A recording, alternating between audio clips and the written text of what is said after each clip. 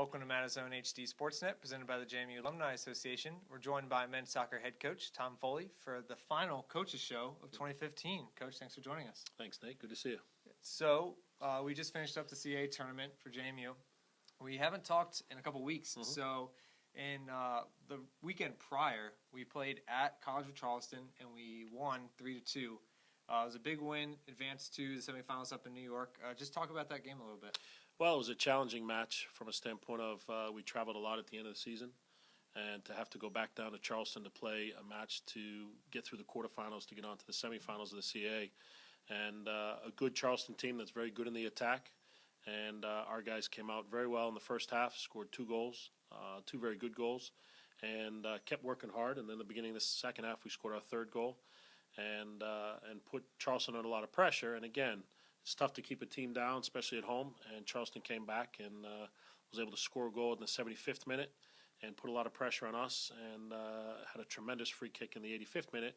But our guys kind of hung together and reestablished themselves, and were able to kind of put a stamp on the game and finish the game off professionally and win the game 3-2. Yeah, so following that game, as I mentioned, that led you into the CAA semifinals, a rematch against top-seeded Hofstra.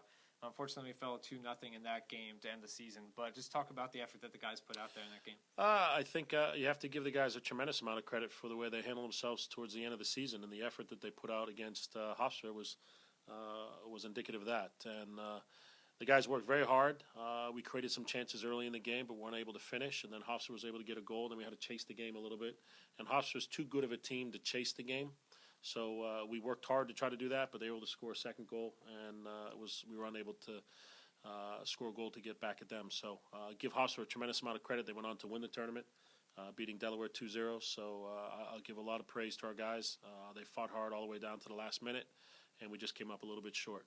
Gotcha. So in postseason award news, we had 5 players named on All-CAA teams. We had Toby Appleton and Billy Metzler named 2nd team All-CAA. We had Bjarke Adelsteinsen and Kyle Morton 3rd team All-CAA. Billy making the All-Rookie team, and then Daniel Ruppert making the All-Academic team. So with that kind of success in the postseason awards, what does it say about the program going forward? Well, I think overall the program, again, I'll give the guys credit. We met pretty much the beginning of October as a team and kind of set some standards and some goals that we wanted to try to achieve the rest of the season. And basically they were able to meet most of their goals. And they basically created some building blocks for us to move forward with in the program. And give credit to the seniors. They hung tough. Bjarke did a great job. Daniel Ruppert, Eric Schmidt, Andreas Neer all finished off the season very strong. And all the rest of the guys followed. So, again, the biggest thing that we can take from this season, and the 5 guys that were given awards at the end of the season deserve a lot of credit, but they're all team awards. So give a lot of credit to the guys for reestablishing what JMU soccer is all about in a competitive nature. Yeah. So you've now completed your first season as head coach here. What did you sort of learn throughout the process from the beginning of the season through now? I think we all learned a lot about ourselves. As players, we learned a lot. As coaches, we learned a lot. And we were able to see how difficult of a challenging schedule we had. Not that next year's is any different, but we learned how difficult it was to be on the road as much as we were, especially the back-to-back road trips that we took twice during the season. So, we took a lot to learn. There was a lot of things to take away from there. And I think the biggest thing that we learned is there's probably about 4 or 5 things that we have to improve upon in order to be at the top end of the conference and hopefully host some games at the end of the year. Great. Now, finally, looking forward, we have a lot of players returning next year. I'm sure you've got a lot of recruiting to do as well. Let's talk about the prospect of the team next year and what you're hoping to see successfully next year. Well, we obviously want to build on this year's performance and not wait till the month of October to get into a rhythm. Sure. So we're going to use this experience that we just had this year to make sure that we try to get out in the beginning of the season in a positive, successful way.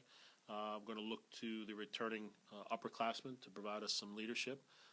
Kyle Morton, Callum Hill, Tom Foley, Toby Appleton, guys like that have been through the program for multiple years. We'll look for them for some leadership. But I think we have a lot of good quality young players as well. And I think you match that up with like Thomas Shores and Billy Metzler that had great years.